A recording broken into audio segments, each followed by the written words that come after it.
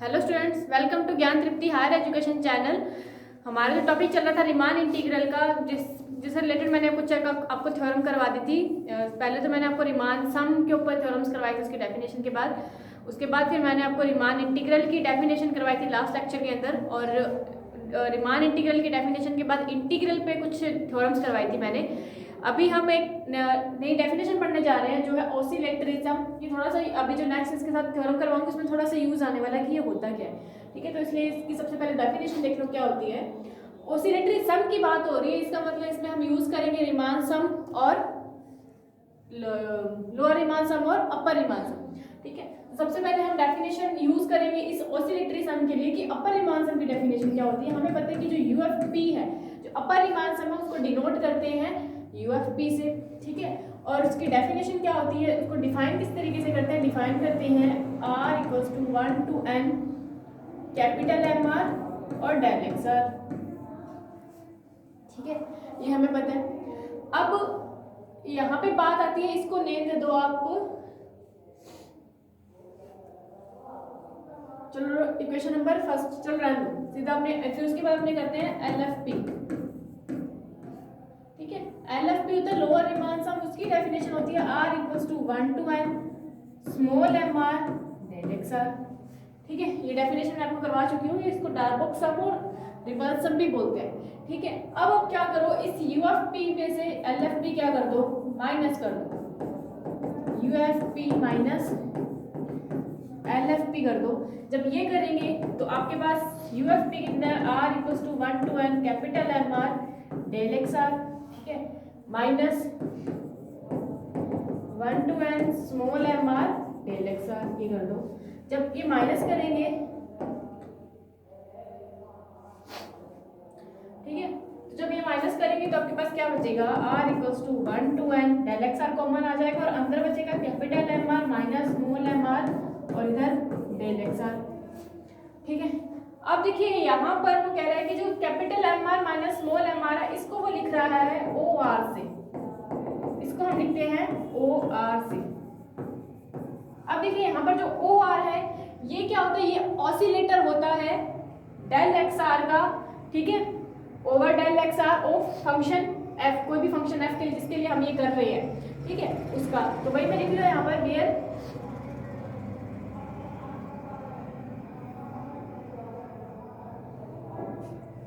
where OR is oscillator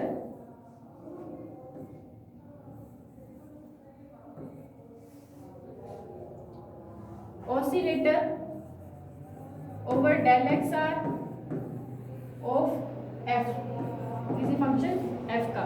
यानी जो OR है वो किसी फंक्शन किसी डेल एक्स आर के सापेक्ष f का क्या है, ऑसिलेटर है। अब ऑसिलेटर सम किसको बोलते हैं, जो हमारा समेशन है and sigma r equals to 1 to n OR del X R. ठीक है, उसको क्या बोलते हैं, is called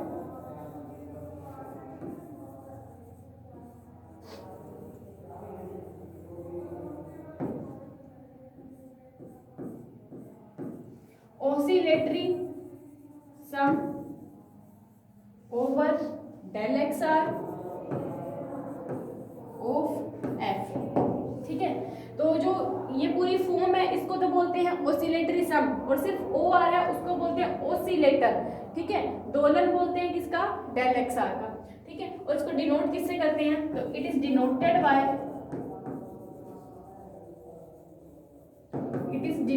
by omega F P.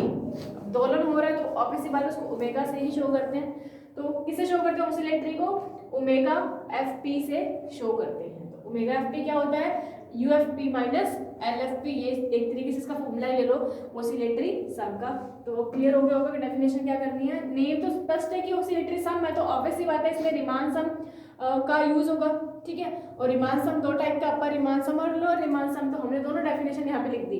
फिर क्या करना, अपर रीमान सम आपको पता है कि हमेशा जो अपर रीमान सम है, अपर रीमान इंटीग्रल है, कुछ भी है, वो हमेशा लोअर रीमान इंटीग्रल या लोअर रीमान सम से हमेशा बड़ा होता है।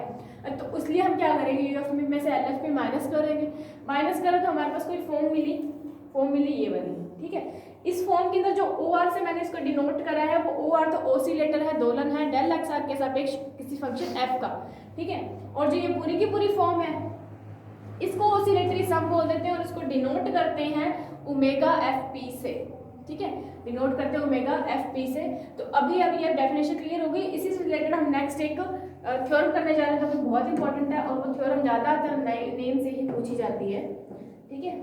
थ्योरम है रीमान क्राइटेरियन फॉर इंटीग्रेबिलिटी, ये इसका नेम है।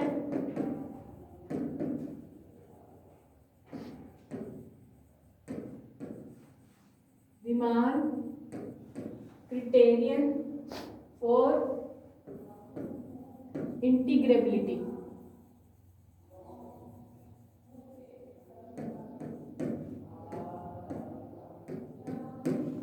ठीक है। ये क्या है, ये नेम है जो हम करने जा रहे हैं। अब ऊपर इसका स्टेटमेंट क्या है, स्टेटमेंट देखिए, let F be bounded function,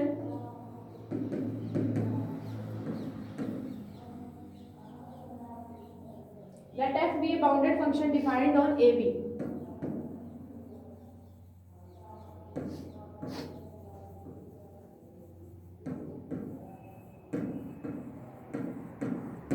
defined on A B, then F belongs to R A B. कहने का मतलब है f belongs to R A B, ये मैं तुमको लास्ट लेक्चर के अंदर ही बता के गई थी कि f belongs to R A B का मतलब क्या है कि जो फंक्शन f है वो रीमान इंटीग्रेबल है, ठीक है। f क्या है, फंक्शन क्या है, रीमान इंटीग्रेबल है। रीमान इंटीग्रेबल है मतलब उसका लोअर रीमान इंटीग्रल और अपर रीमान इंटीग्रल दोनों एक दूसरे के इक्वल है, दोनों की वैल्यू क्या है, सेम है। तो हमें वो बोला कि अगर f कोई फंक्शन बाउंडेड फंक्शन है, क्लोज इंटरवल ए बी के अंदर डिफाइन हो रहा है, तो f क्या होगा, रीमान इंटीग्रल होगा। कब, if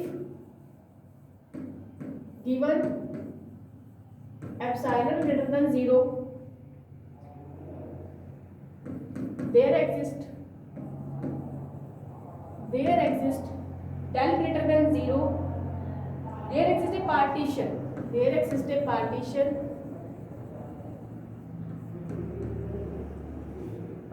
P belongs to PAB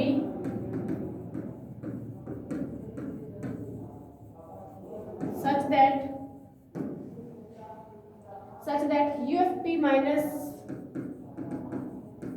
LFP is less than epsilon।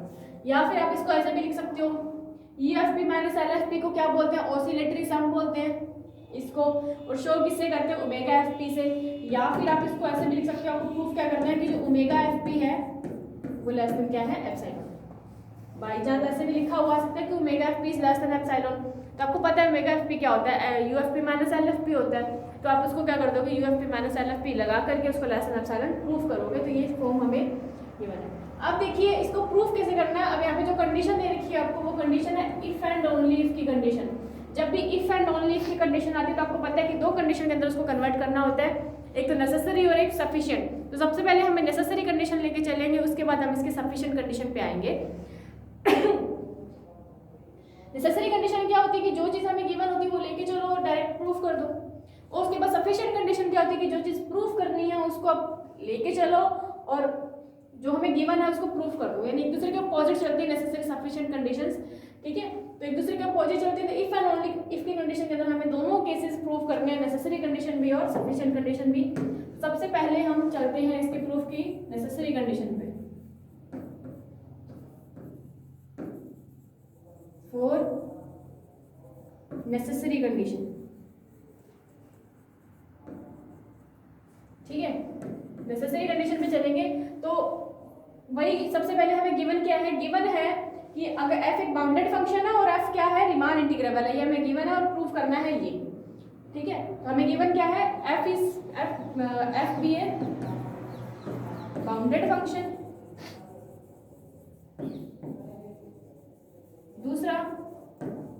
दूसरा क्या गिवन है, एंड f क्या है, r ए बी, मतलब f क्या है, रीमान इंटीग्रेबल है। मतलब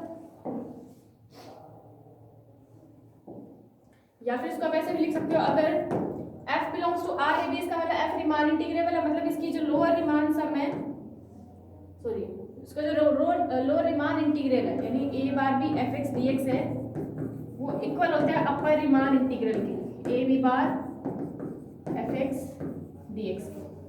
ये चीज हमें क्या है, गिवन है, और हमें प्रूव क्या करना है कि you F P minus L F P is less than epsilon होता है।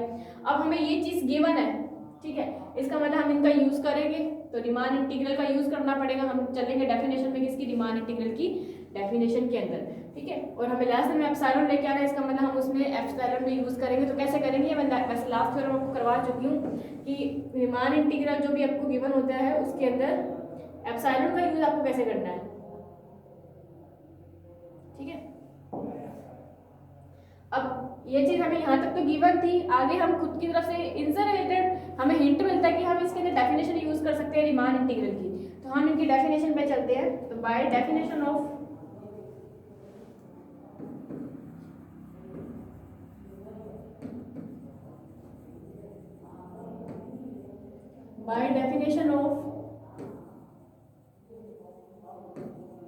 Lower Riemann integral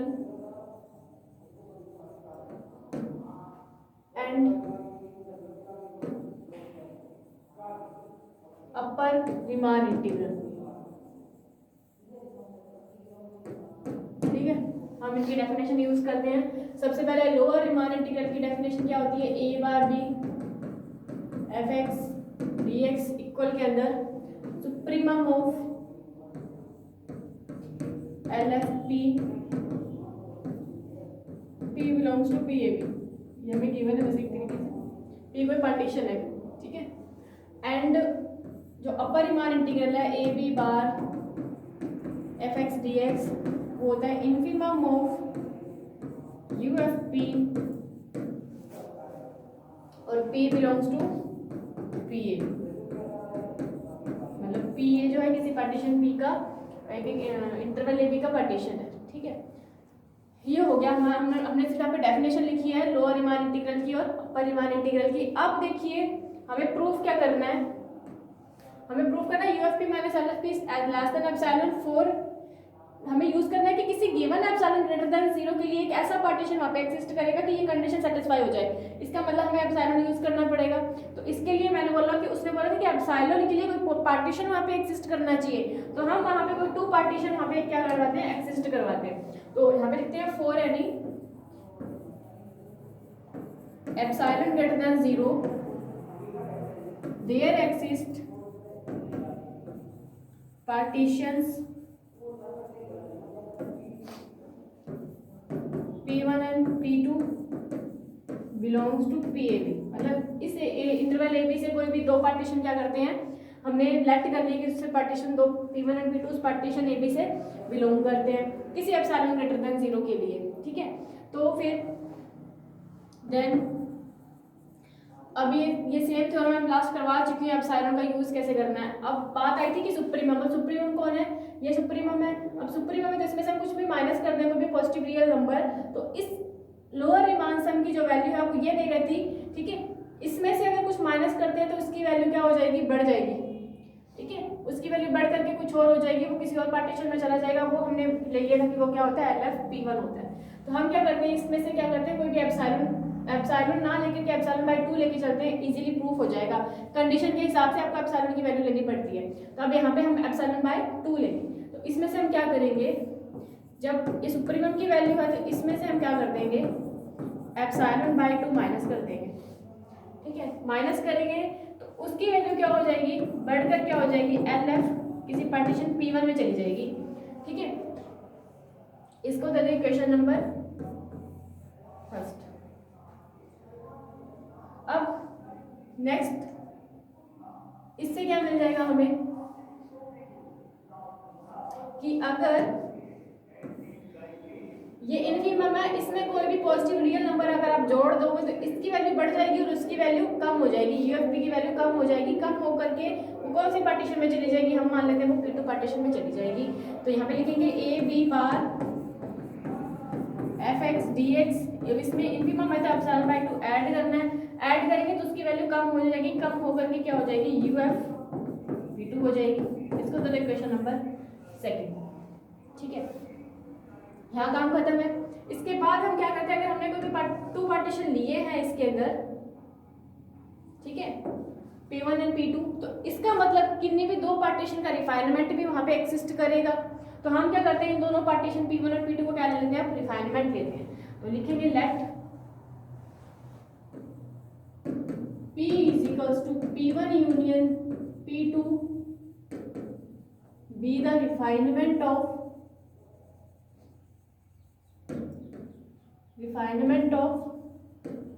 P1 and P2, मतलब इन दोनों का रिफाइनमेंट क्या है, P है। अब इससे रिलेटेड भी आपको थ्योरम बिल्कुल याद रहनी चाहिए, मैंने लास्ट लेक्चर में करवाई थी कि P अगर किसी भी 2 पार्टीशन P1 और P2 का रिफाइनमेंट है तो उसका जो लोअर रिमान सम होता है किसका, उसके रिफाइनमेंट का, उसके जो रिफाइनमेंट का लोअर रिमान सम है वो हमेशा बड़ा या बराबर होता है किसी पार्टीशन के लोअर रिमान सम से, ठीक है, और किसी भी रिफाइनमेंट का जो अपर रिमान सम है वो हमेशा छोटा या बराबर होता है किसी पार्टीशन के अपर रिमान सम से। ये जो थ्योरम है वो बहुत बार यूज आ चुकी है रिफाइनमेंट वाली, तो आपको ये याद ही रहनी चाहिए। वैसे मैं करवा चुकी हूँ पर फिर भी आपको दिमाग में रहना चाहिए कि उसका प्रूफ क्या था, ताकि आप बाकी थ्योरम्स में यूज कर सको, ठीक है। तो यही बात है कि जो पार्टीशन का रिफाइनमेंट का जो लोअर रिमान सम है वो बड़ा या बराबर होता है किसी पार्टीशन के लोअर रिमान सम से, जबकि अपर रिमान सम में कंडीशन उल्टी हो जाती है कि रिफाइनमेंट का जो अपर रिमान सम है वो छोटा या बराबर होता है किसी पार्टीशन के अपर रिमान सम से, ठीक है। इसको तो इक्वेशन नंबर 3 और 4। अब LFP से रिलेटेड लास्ट इक्वेशन कौन सी थी, LFP से रिलेटेड इक्वेशन नंबर 1 थी और वहां आगे कौन सी है, 3rd है। तो by equation 1st and 3rd, इन दोनों इक्वेशन से हमारे पास क्या कंक्लूजन निकलता है, पहले वही लिख लो। इक्वेशन नंबर जो हमारे पास फर्स्ट थी वो क्या थी, a बार b fx dx minus epsilon bye 2 is less than LFP1 है, ठीक है। वो थी कि a बार b fx dx minus epsilon bye 2 is less than LFP1 थी, और LFP1 खुद किससे लेस देन है, LFP से। तो इसका मतलब क्या है कि ये जो है माइनस एप्सिलॉन बाय 2 ये भी किससे लेस देन हो जाएगा, LFP से लेस देन के इक्वल लेस देन में चला जाएगा, ठीक है। तो यहाँ पर जो a बार b fx dx minus epsilon bye 2 है वो खुद लेस देन हो जाएगा LFP से, ठीक है। अब इसको देते हैं क्वेश्चन नंबर 5। अब नेक्स्ट हम इक्वेशन यूज करेंगे जो इक्वेशन नंबर 2 थी पीछे और इक्वेशन नंबर 4 को। अब इक्वेशन नंबर 2 क्या थी, a b बार fx dx plus epsilon bye 2 is greater than UFP2।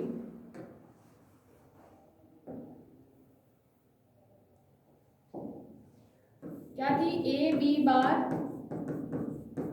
fx dx plus epsilon bye 2 is greater than, sorry मैंने साइन तो नहीं गलत लगाया, ग्रेटर देन UFP2। UFP2 था और UFP2 खुद किससे ग्रेटर देन में है, UFP से। तो इसका मतलब ये जो है a b बार fx dx ये भी greater than plus epsilon bye 2, ये भी ग्रेटर देन हो जाएगा UFP से। इसको तो इक्वेशन नंबर 6।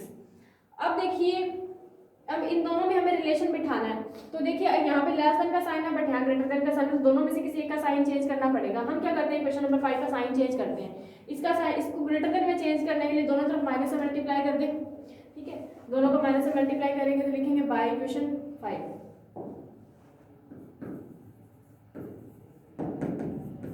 इक्वेशन 5 से हमें क्या मिलेगा, माइनस का a बार b fx dx plus epsilon bye 2 greater than minus का LFP, इक्वेशन नंबर 7। अब देखिए दोनों के साइन सेम हो चुके हैं, 6 के और 7 के। अब साइन सेम चुके हैं, अब इनको क्या कर दो, ऐड कर दो। ठीक है।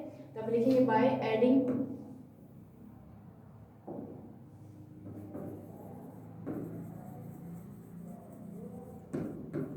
Equation number 6 and equation number 7। इन दोनों को ऐड करना है। जब इन दोनों को ऐड करेंगे तो ये प्लस का ये माइनस का ये कैंसिल, और epsilon bye 2 plus epsilon bye 2, ठीक है। और उधर UFP minus LFP।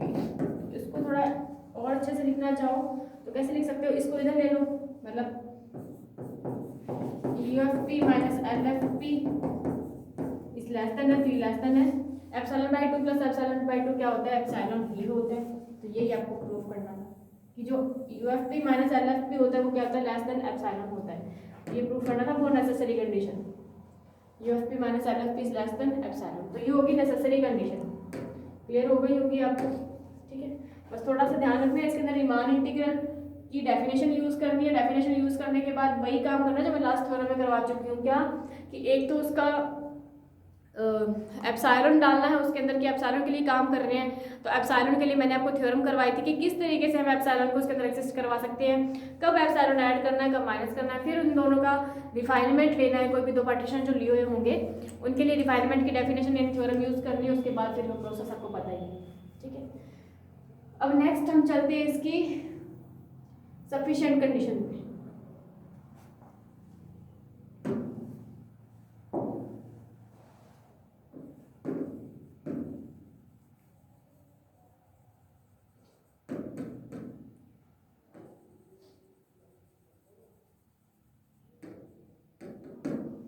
For sufficient condition. अब सफिशिएंट कंडीशन में उल्टा होता है, हमें क्या करना होता है कि एप्सिलॉन UFP माइनस LFP जो भी प्रूफ करा है उसको लेके चलना है। तो हमें लिखेंगे for any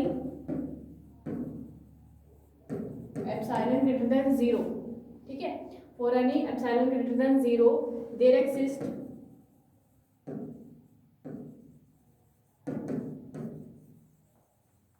exist partition P belongs to PAB such that UFP minus LFP is less than epsilon. तो इसको लेट करके चलना, तो ये हो गया इक्वेशन नंबर फर्स्ट, दे दो इसको, ठीक है।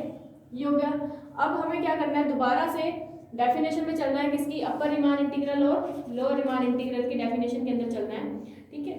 तो bye definition of,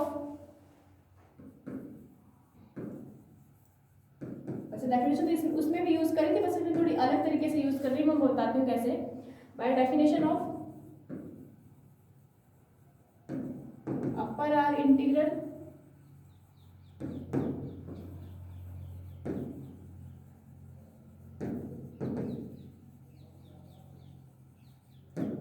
and lower R integral. तो लोअर आर इंटीग्रल की डेफिनेशन क्या होती है, A bar B fx dx is equals to supremum of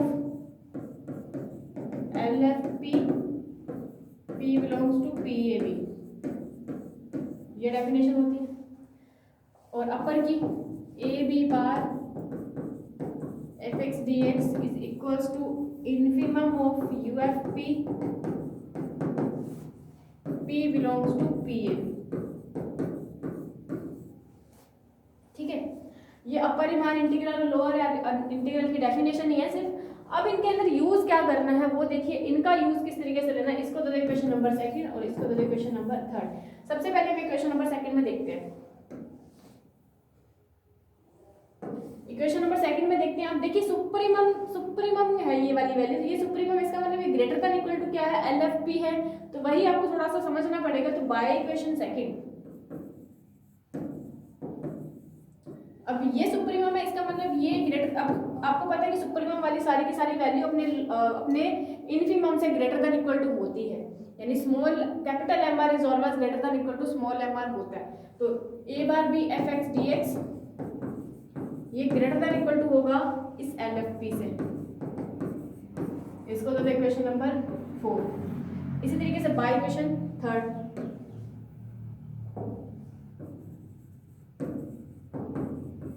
by equation third. अब इनफिमम है, इसका मतलब ये कम है बराबर होगी UFP से। तो A B bar fx dx less than equal to UFP। इसको कर क्वेश्चन नंबर 5। तो ये कॉन्क्लूजन निकला उनकी डेफिनेशन से, ठीक है। अब देखिए यहाँ पर इन दोनों के हमें साइन चेंज करने हैं, ठीक है। अब इनके साइन चेंज करने के लिए हम क्या करें, दोनों को सेम साइन में चेंज करना, तो इसको चेंज कर दो, ये इस साइन में कन्वर्ट हो जाएगा, यानी ये पहले ही ग्रेटर देन में है तो इसको लेस देन में करने के लिए दोनों तरफ माइनस मल्टीप्लाई कर दें। तो बाय इक्वेशन 4, तो लिखते हैं बाय इक्वेशन 4। इक्वेशन नंबर 4 से हम क्या, हमारे पास क्या कंक्लूजन निकलता है, हम दोनों तरफ क्या कर देते हैं, माइनस से मल्टीप्लाई कर देते हैं। ये माइनस का a बार b fx dx less than equal के अंदर माइनस का LFP हो जाएगा।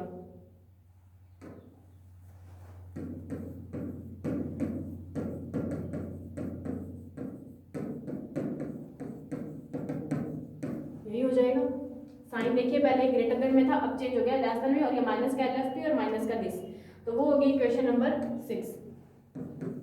अब हमें यूज करना है इक्वेशन नंबर 5 जो हमारी लास्ट बनी थी, ये वाली, क्योंकि इसका साइन भी लेस देन में, और जो मैंने आगे इक्वेशन बनाई इक्वेशन नंबर 6 उसका साइन भी लेस देन के अंदर है, तो हम 5 और 6 को क्या कर देते हैं, ऐड कर देते हैं। जब ऐड करेंगे तो यहाँ पे देखिए क्या बनेगा, by adding equation number 5 and second,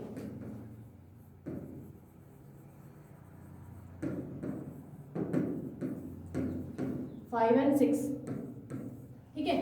तो इक्वेशन नंबर 5 थी हमारे पास a b बार fx dx, अब ऐड करना तो ये माइनस का है, तो माइनस का a बार b fx dx, देखिए थोड़ा सा यही था, a b बार fx dx था, ठीक है।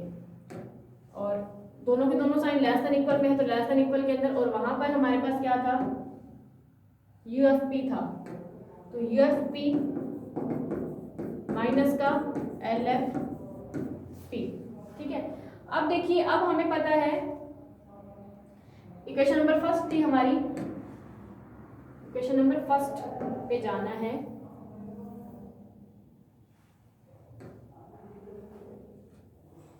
ये इक्वेशन नंबर फर्स्ट क्या थी कि UFP माइनस LFP क्या होता है, लेस देन एप्सिलॉन होता है। तो हमारे पास ये वाली फॉर्म बन रही है, वहां पे देखिए UFP माइनस LFP, तो उसकी जगह पर हम क्या लिख सकते हैं, लेस देन एप्सिलॉन लिख सकते हैं, ठीक है। तो आप लिखेंगे ये क्या है, लेस देन,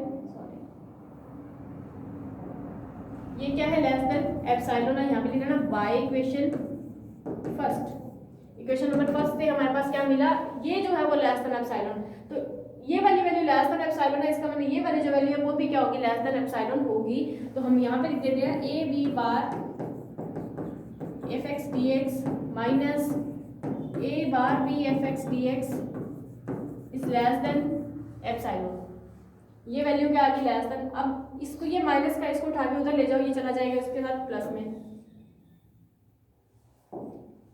कि यहाँ से a b बार fx dx less then epsilon plus a बार b fx dx, ये चला गया। अब सारी की सारा जो काम है वो एप्सिलॉन पे डिपेंड करता है। वो बोल रहा है अगर एप्सिलॉन, अब एप्सिलॉन की वैल्यू आपको पता है कभी भी नेगेटिव नहीं होती, ये हमेशा पॉजिटिव रियल नंबर होता है, तो या तो ये 0 हो सकता है या 0 से बड़ा हो सकता है। अगर ये 0 हो जाए तो ये दोनों वैल्यू आपस में इक्वल हो जाएंगी, ठीक है।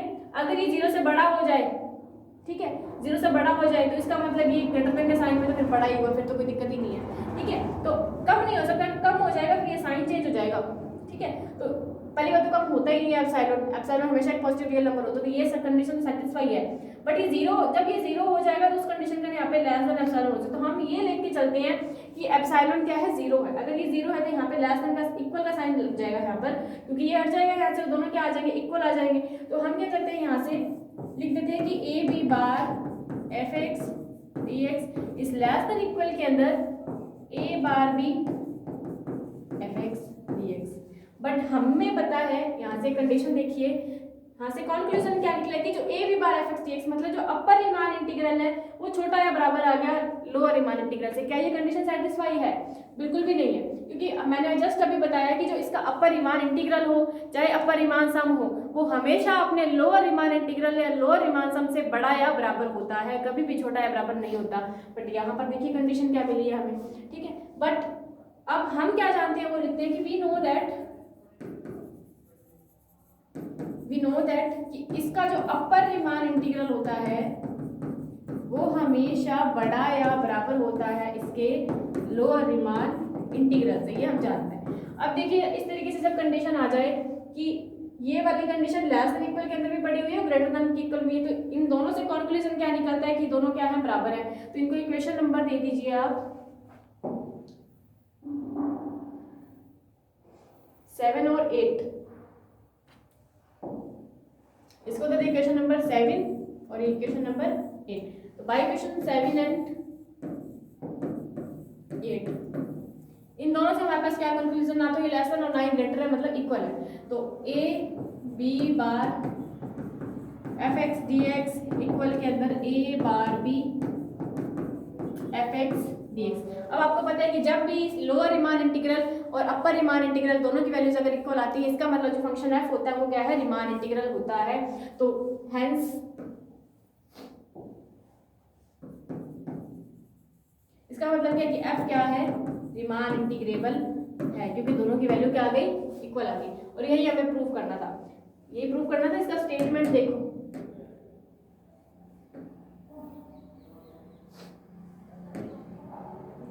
स्टेटमेंट है इसका कि अगर f बाउंडेड फंक्शन है, तो अगर वो बोल रहे कि f रीमान इंटीग्रेबल है तो प्रूव कीजिए ये। तो हम सफिशिएंट कंडीशन में हम ये लेके चले और हमने क्या प्रूव कर दिया कि f रीमान इंटीग्रेबल है, समझे। बस यही चीज थी, अगर f रीमान इंटीग्रेबल है तो प्रूव कर रहा था ये, और नेसेसरी सफिशिएंट कंडीशन में हम ये लेके चल रहा था और प्रूव कर रहा था कि f रीमान इंटीग्रेबल है। तो वो मैं प्रूव कर चुकी हूँ कि f क्या है, रीमान इंटीग्रेबल है। ये दो कंडीशन ही इक्वल आनी चाहिए थी, इक्वल आ चुकी है, इसका मतलब फंक्शन f क्या है, रीमान इंटीग्रेबल है। तो ये थी हमारे पास Riemann criterion of for integrability. तो ये नेम से भी आती है और उसका स्टेटमेंट भी बहुत अच्छा और बहुत इंपॉर्टेंट थ्योरम है। थोड़ी सी लेंथी है बट इजी है, क्योंकि इसमें दो कंडीशन सेटिस्फाई करवानी पड़ती है इफ एंड ओनली की कंडीशन में। तो इसको थोड़ा अच्छे से करना। अब थ्योरम्स का जितना भी जो भी काम था रीमान इंटीग्रल से रिलेटेड कुछ भी था वो सब खत्म हो चुका है। अभी हम आते हैं इसके क्वेश्चंस के ऊपर, जो कि बहुत इंपॉर्टेंट है, इसके क्वेश्चन भी पूछे जाते हैं। तो हम एक छोटा सा क्वेश्चन लेते हैं, फिर थोड़ा से बड़े या अच्छे क्वेश्चन पे चलेंगे। क्वेश्चन हमें गिवन है कि if f is defined on AB, problem दे रखी है हमें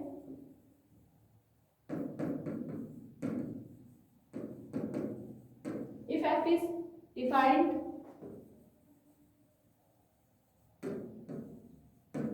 on AB by fx equals to k। आपको फंक्शन क्या दे रखा है, fx इक्वल्स के अंदर k दे रखा है और k यहाँ पर कोई कांस्टेंट वैल्यू है, ठीक है। fx equals to k for all x belongs to AB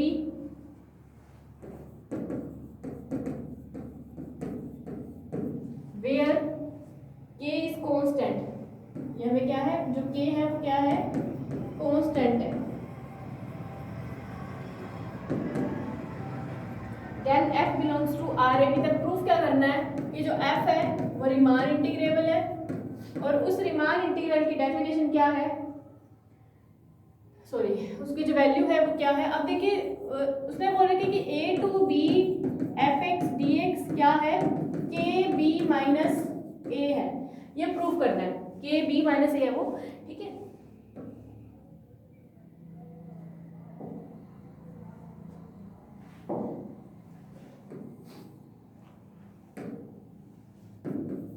ये तो a to B F X D X है। मैंने आपको ये भी बताया था कि अगर दो लोअर रीमान इंटीग्रल और कॉमन अपर रीमान इंटीग्रल की जो कॉमन उसको कॉमन तरीके से लिखना हो, यानी उसका कॉमन लिखने का मेथड है वो किस तरीके से a to B F X D X लिखता है, कोई बार नहीं होता। इसका मतलब क्या है कि इसके लोअर रीमान इंटीग्रल और अपर रीमान इंटीग्रल दोनों की वैल्यू क्या है, वही है, के बी माइनस है। तो हमें एक तो ये प्रूफ करना है कि वो दोनों वो क्या है, आर इंटीग्रेबल है function F X equals to के।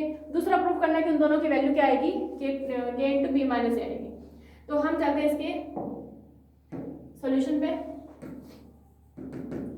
सॉल्यूशन के अंदर क्या करना है, सबसे पहले हमें एक पार्टीशन लेना पड़ेगा, let p is equals to x naught x1 x2 dash dash dash xn equals to p b be a partition of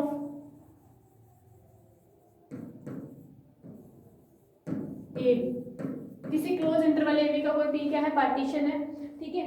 then तो उसका आर्थ इंटरवल क्या हो जाएगा वो देखिए, आर्थ इंटरवल होगा del X R equals to X R minus one X R, ये होगा, ठीक है। तो और उनकी लेंथ क्या होगी, ठीक है, ये इसका सॉरी इसको एक्स आर से लिखेंगे, डेल एक्स आर तो लेंथ होती है, सिर्फ एक्स आर से लिखेंगे, और इसकी जो लेंथ क्या हो जाएगी, एक्स आर माइनस वन हो जाएगी। तो लेंथ लिखने की जरूरत नहीं है, हम डायरेक्ट पता है कि हमें इसके अंदर वो बोल रहा है कि ये इसका आर्थ इंटरवल है और हमें इसका क्या चाहिए, इन्फीमम और सुप्रीमम चाहिए। तो इन्फीमम और सुप्रीमम के लिए हमें फंक्शन में जाना पड़ता है, ठीक है। बट फंक्शन के अंदर तो हमें वैल्यू ही कांस्टेंट दे रखी है जो कि सिंगल है, तो वही उसका सुप्रीमम और वही उसका इन्फीमम है। तो लिखेंगे क्लियरली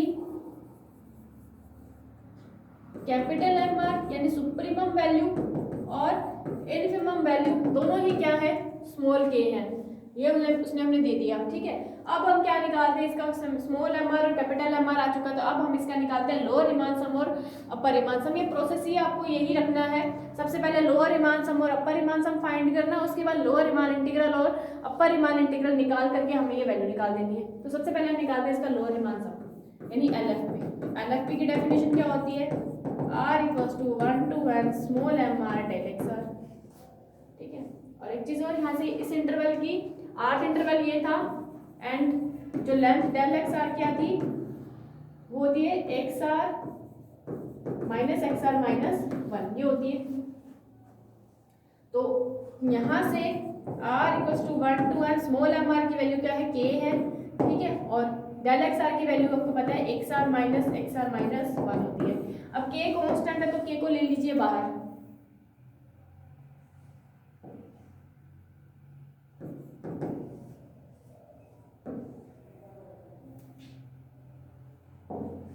k को बाहर ले लिया, यहाँ बचा R equals to 1 to n X R minus one. यहाँ पे इसकी लिमिट लगा दीजिए, लिमिट लगाएंगे पहले 1 रखेंगे तो 1 माइनस 0 प्लस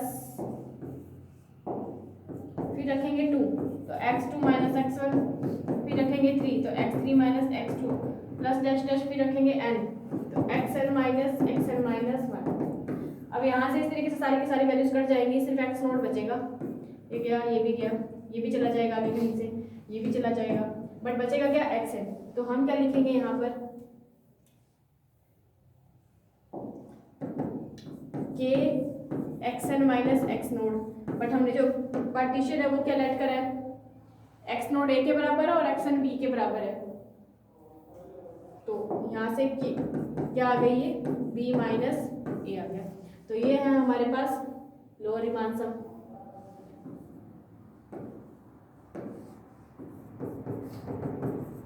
अब निकालना है अपर रीमान सम, ठीक है। अब निकालना है यूएफपी। यूएफपी क्या होता है formula, R equals to 1 to n capital M R del X R, ठीक है। और R equals to 1 to n capital M R के लिए फिर से k है और डेल एक्स आर फिर से वही है एक्स आर माइनस वन।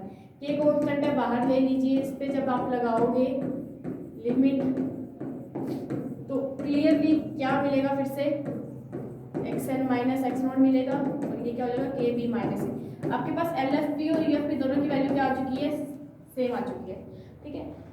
अब हम चलते हैं इसके लोअर रीमान इंटीग्रल और अपर रीमान इंटीग्रल पे, ठीक है। तो नाउ अब इसका लोअर रीमान इंटीग्रल a बार b fx dx equal to the definition है सुप्रीमम ऑफ LFP PAB, ठीक है।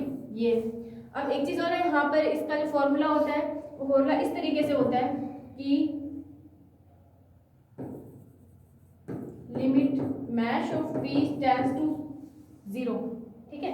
मैश ऑफ p टेंड्स यानी उसकी जो लेंथ है मैक्सिमम सब इंटरवल की मैक्सिमम लेंथ है वो टेंड्स टू 0 कब होगी, LFP पे, ठीक है। कब होगी,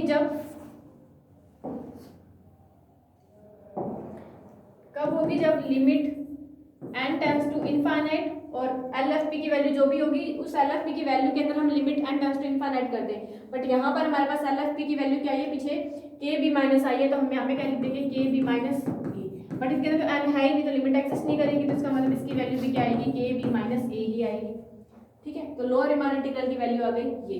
अब चलते हैं इसके अपर रीमान इंटीग्रल पे, ठीक है। अपर रीमान इंटीग्रल है इसका a b बार fx dx is equals to infimum of UFP P belongs to P A B। ठीक है, और वही चीज आ गई कि ये जो है इसके लिए लिमिट जो स्मैश ऑफ P है वो टेंड्स टू इन जीरो कब होगा, जब यू एफ पी के अंदर हम क्या लगा दें, यू एफ पी की वैल्यू में n टेंड्स टू इनफाइनाइट कर दें। ठीक है, जब इसके अंदर करेंगे n टेंड्स टू इनफाइनाइट, तो सेम चीज है, यूएफपी की वैल्यू भी क्या है, के बी माइनस है, तो इसमें भी n कहीं पे एक्सेस नहीं कर रहा। आगे क्वेश्चन आएंगे जिसमें इसकी वैल्यू के अंदर यहाँ पे n वगैरह होगा तो हम उस पर लिमिट पुट करेंगे, बट इसमें नहीं है तो वो तो नहीं आ रहा, तो हम डायरेक्ट यहाँ पे के बी माइनस कर रहे हैं, तो लिमिट इसमें n टेंड्स टू इनफाइनाइट लगेगी, बट कई क्वेश्चन में लगेगी। अब यहाँ से देखिए आपके पास लोअर रीमान इंटीग्रल था उसकी वैल्यू भी के बी माइनस आई है, और अपर रीमान इंटीग्रल की वैल्यू भी क्या आई है, के बी माइनस ए आई है। तो यहाँ से हमारे पास क्या कैलकुलेशन निकलता है, इसको इक्वेशन नंबर फर्स्ट दे दियो और इसको इक्वेशन नंबर सेकेंड। ठीक है, by equation first and second, इसका जो लोअर रीमान इंटीग्रल है A bar B F X D X वो इक्वल के अंदर आ चुका है अपर रीमान इंटीग्रल के, और दोनों की वैल्यू क्या है, के बी माइनस ए है, तो दोनों की दोनों वैल्यू सेम है, इक्वल है, तो इसको आप क्या लिख सकते हो, इसका मतलब है, इसका मतलब है कि हेंस f क्या है, r इंटीग्रेबल है, एंड इन दोनों की वैल्यू क्या है, a to B F X D X की वैल्यू क्या है, के बी माइनस ए, ये प्रूव करना था। ठीक है, तो इस तरीके से क्वेश्चन करने हैं, क्वेश्चन का प्रोसेस, सारे क्वेश्चन का प्रोसेस सेम रहना है। सबसे पहले पार्टीशन बनाना है। ठीक है, पार्टीशन बनाने के बाद आपको उसके लोअर रीमान सम अपर रीमान सम फाइंड करने हैं, फिर उसके लोअर रीमान इंटीग्रल और अपर रीमान इंटीग्रल फाइंड करने हैं, फिर देखते हैं उनकी वैल्यू क्या आती है। अगर सेम आती है फिर तो वो ऑब्वियस सी बात है रीमान इंटीग्रेबल है और उसकी वैल्यू जो भी होगी वही, अगर नहीं आती है फिर छोड़ देंगे वहीं पे, वो रीमान इंटीग्रल नहीं होगा, यहाँ पे नहीं का साइन लगा देंगे। ठीक है, तो इस तरीके से होते हैं रीमान इंटीग्रल के क्वेश्चन, थ्योरम्स, कुछ एक डेफिनेशन। ठीक है, तो आपको बहुत अच्छे से आनी चाहिए, लास्ट लेक्चर आप देखते रहिए तभी आपको ये थ्योरम समझ में आने वाली, क्योंकि मैं हर एक लाइन के अंदर मैं लास्ट थ्योरम्स का कुछ ना कुछ यूज करते जा रही हूँ। ठीक है, क्योंकि लास्ट जो पीछे मैंने रिफाइनमेंट वगैरह की जो भी डेफिनेशन करवाई वो सब इसमें मैंने यूज़ करी हुई हैं, तो आप प्लीज़ लास्ट वीडियोस देख कर ही आप इन वीडियोस को देखें। और बाकी करते हैं हम नेक्स्ट वीडियो के अंदर कुछ एक क्वेश्चन इसी से रिलेटेड लेने वाले हैं, हम कुछ अच्छे क्वेश्चन होंगे, और बाकी करते हैं नेक्स्ट वीडियो में। Thanks for watching.